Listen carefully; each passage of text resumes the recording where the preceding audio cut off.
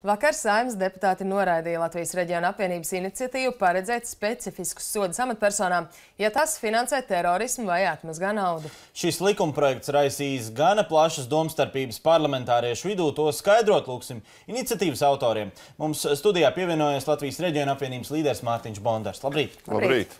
Rosinājāt par terorismu finansēšanu valsts amatpersonai piespriest cietumu no 18 līdz 20 gadiem, par naudas atmazgāšanu no 5 līdz 15 gadiem, ar iespēju arī konfiscēt mantu un aizliegt ieņemt noteiktus amatus uz laiku. Kāpēc vēlējāties krimināla likumā valsts amatpersonas un to atbildību izdalīt atsevišķi?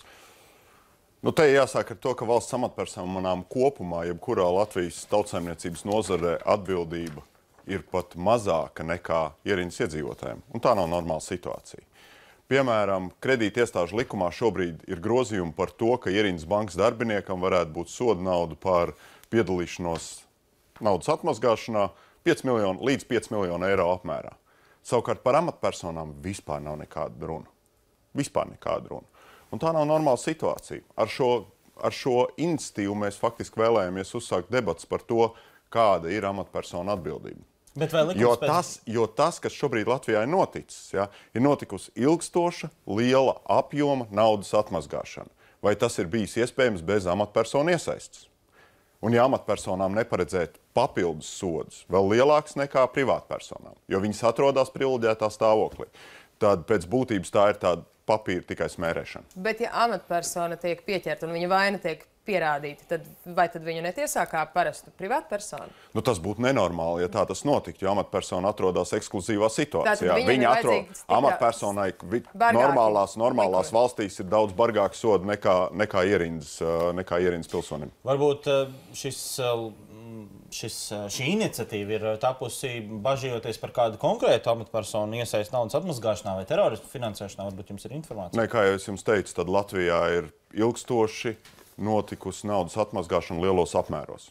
Un runājot ar industrijas pārstāvjiem, viņi ļoti skaidri norāda, ka tas nav bijis iespējams bez amatpersonu iesaistes. Kuras amatpersonas? Par tām labāk varbūt televīzijā nerunāt, ja vien iemesla dēļ, ka tad iznāks, ka kāds atkal versīsies tiesā un teiks, ka tiek apmelots un netiek pierādījumi likt galdā. Tātad ir skaidrs. Bet jūs varētu nosaukt? Es varētu nosaukt, un man ir diezgan skaidri zināms, kuri cilvēki ir tie, kuri zināmā mērā ir veicinājuši, pievēruši acis uz tiem procesiem, kur notikuši Latvijā. Vai jūs esat vērsies atbildīgajās iestādēs, ja jums ir šī informācija? Ziniet, es esmu vērsies atbildīgās iestādēs par citiem jautājumiem, un tā vietā, lai saņemtu izmeklējošu darbību, es esmu saņēmis atrakstīšanos. Bet par šiem konkrētajiem? Man nav uzticība tām izmeklējošām iestādēm, kurās es varētu vērsties, lai šos jautājumus izmeklētu. Jums vienreiz atsaka, bet varbūt jāpamēģina vēlreiz. Ziniet, tas, kas notiek šobrīd, tiesību sargājošās institūcijās, nav iepriecinoši Latvijai. Patiešām nav iepriecinoši Latvijai. Un tāpēc arī no vienas puses notiek šī vakar tika izveidota izmeklēšanas komisija, lai parlamentārā līmenī mēs runātu par jautājumiem, ar kuriem netiek galā valdība. Un te jau mēs sākam vai no valsts ieņēmuma dienesta vai citām institūcijām, kuras Latvijā šobrīd nepilda savas funkcijas. Un atnāk tikai premjers vai iepriekšējie 3 premjeri un tikai saka, viss ir valstī kārtībā. Bet tā milzīgā korupcija, nepavelti, Eiropas parlamenta pasūtītā pētījumā. Ja valstī ir zaudējumi līdz 5 miljardiem gadā, tā ir ļoti nopietna summa. Bet jūs kā tautas kalps šobrīd studijā publiski paziņojat par šādiem gadījumiem, vai tas tomēr neuzliek arī jums par pienākumu tad tiešām vērsties vēlreiz tiesības sargājošās? Man tas uzliek par pienākumu cīnīties par varu, un tad, kad nonāk pie varas, tad arī mainīt šo situāciju.